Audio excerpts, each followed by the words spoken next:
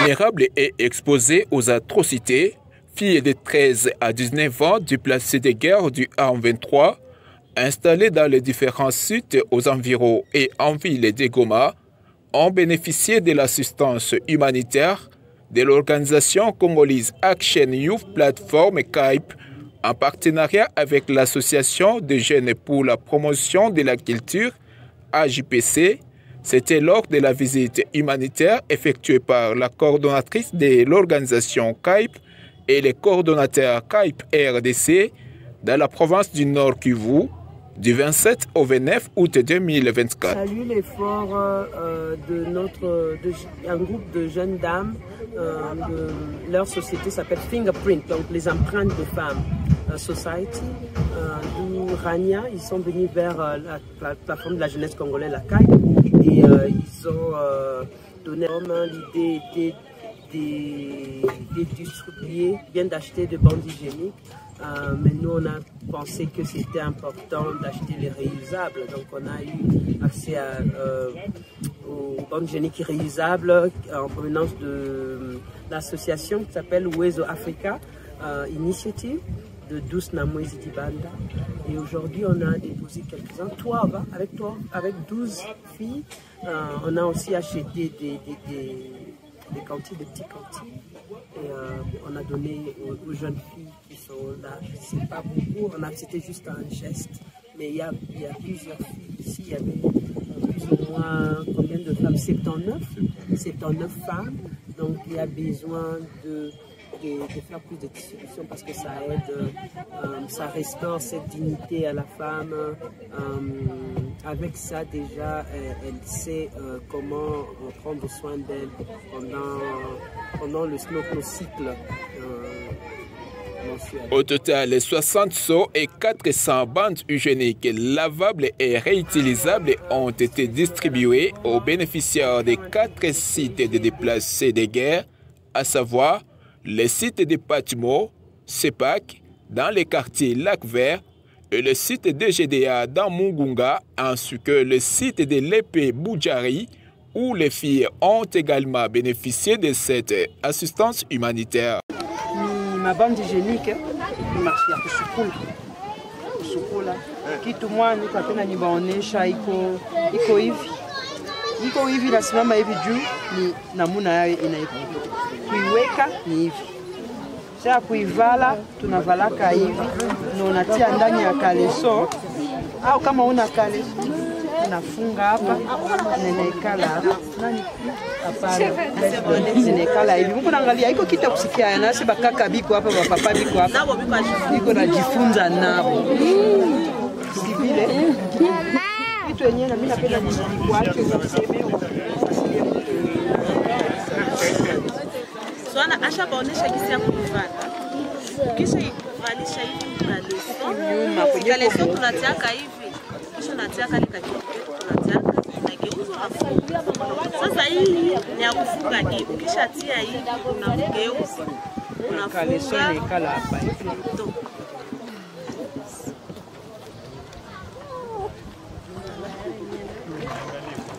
Simina kafunga.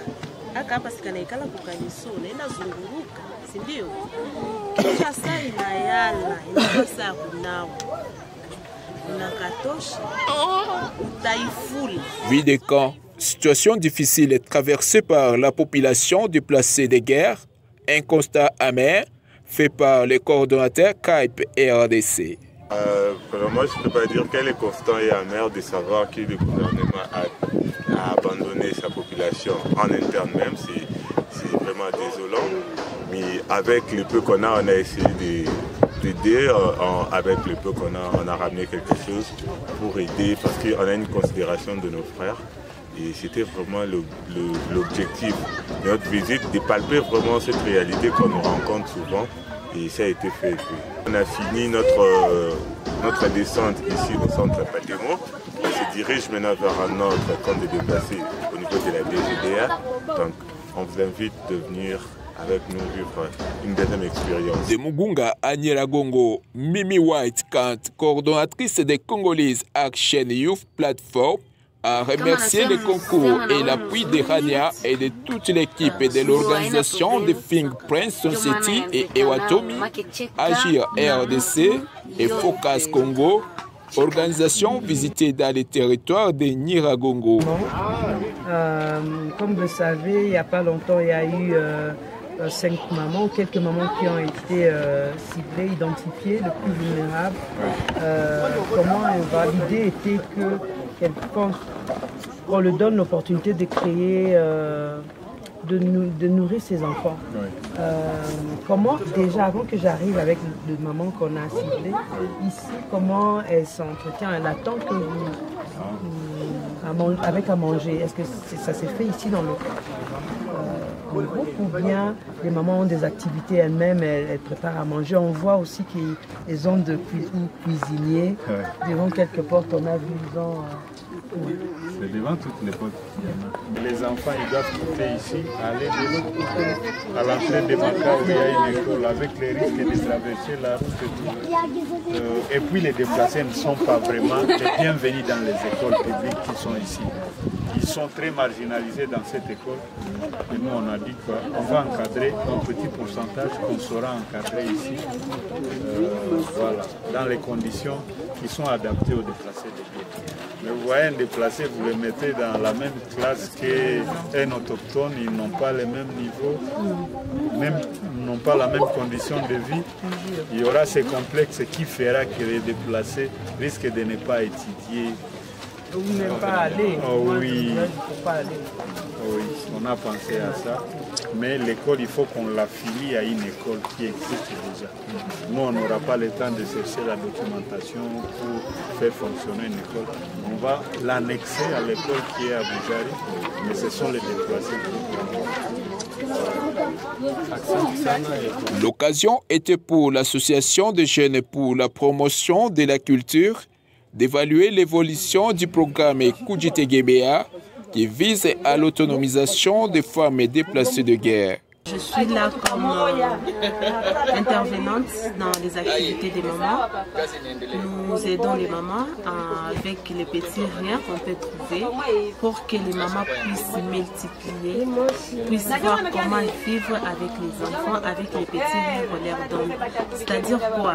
Au lieu d'acheter des trucs genre les riz, la farine, de l'huile, nous on n'achète pas des articles. On donne de l'argent à main et on demande aux mamans de se prendre en charge avec les paix qu'on leur donne. Chez nous, les termes utilisés, c'est Kujitegemea. Une femme doit Kujitegemea, l'autoprise en charge. C'est ça le travail d'une maman de famille. Une maman est là pour subvenir aux besoins de ses enfants. Et avec les petits riens qu'on leur donne, on leur demande d'aller acheter les articles et revendre en fait. Ce sont les activités qui peuvent produire demain ou après-demain pour permettre aux mamans et à leurs familles de vivre différemment de ce qu'on pouvait donner comme riz, comme farine, comme huile, qui peut être utilisé en un seul coup. Mais avec l'argent qu'on leur donne pour l'autoprise en charge, ils peuvent vendre les haricots. Il y a ceux qui vendent les haricots, le mou, la farine, les braises. À chacun sa capacité de vendre. Voilà un peu ce que nous faisons. Je ne suis pas seule, il y a une grande équipe. Cette assistance humanitaire de l'organisation congolaise Action Youth Platform en collaboration avec l'association des jeunes pour la promotion de la culture et de Fingerprint Society vient de répondre aux besoins de santé hygiénique des jeunes filles déplacées de guerre en province du Nord Kivu, dans la partie est de la République démocratique du Congo, en proie aux conflits armés.